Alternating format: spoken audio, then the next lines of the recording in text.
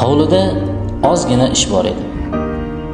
Vaqt topolmay mardikor olib keladigan bo'ldim.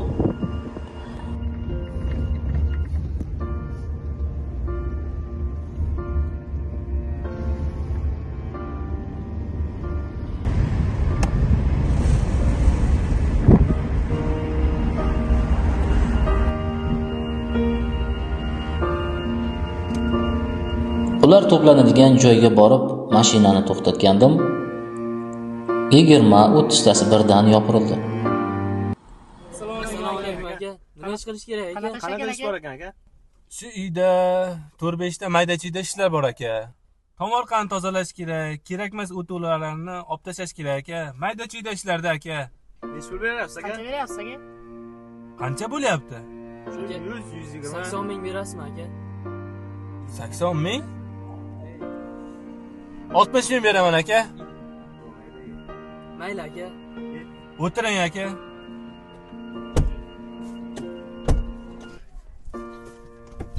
Uning ko'zlaridagi qandaydir mung meni faqat shu yigitni olib ketishga undadi. Odamzod qiziq. O'zi 100 minglarni chamalab kelayotgan edim. Shunday bo'lsa-da tortishdim.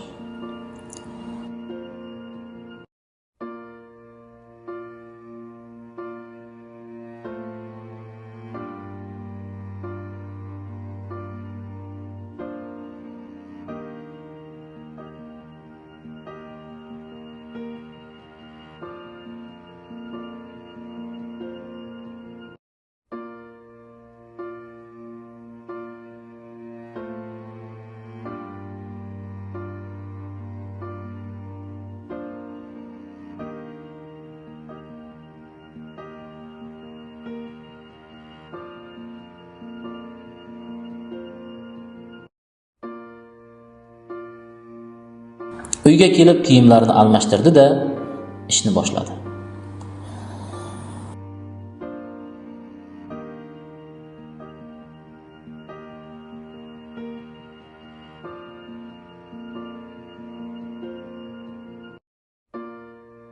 Yarim soatlar o'tgach, bankada sovuq choy olib, uning kiyimlari yoniga qo'yayotganimda bir yozuv daftarchasiga ko'zim tushdi.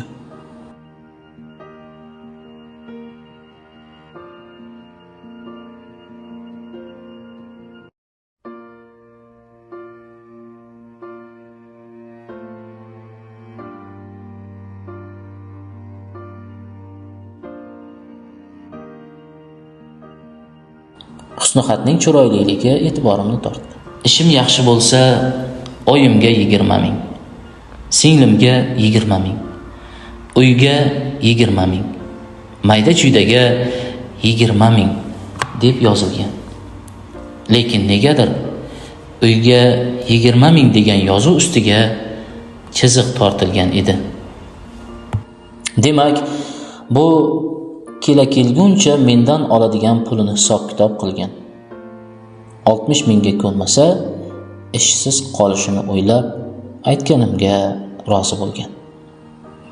Keyin oladigan pulining uyga ishlatadigan qismini o'chirgan.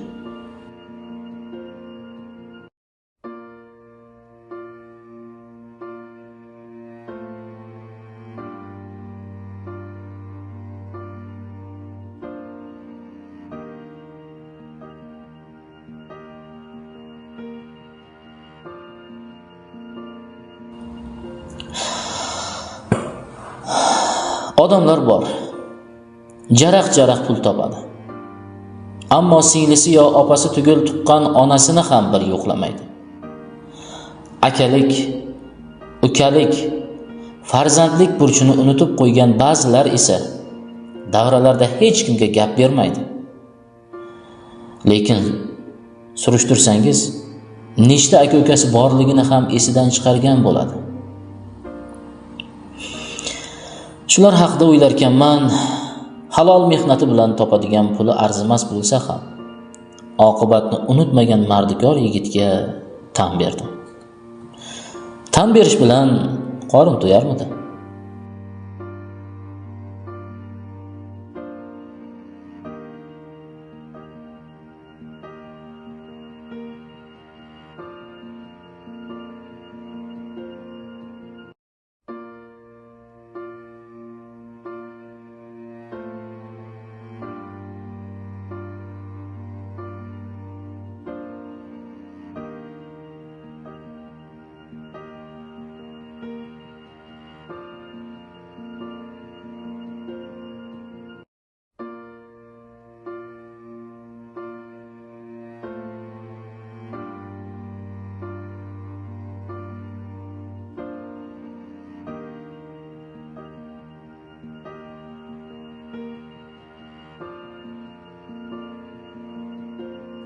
Ishni tugatgach, ukamizga juda yaxshi ishladingiz, hovlimni gulday qilib qo'ydingiz.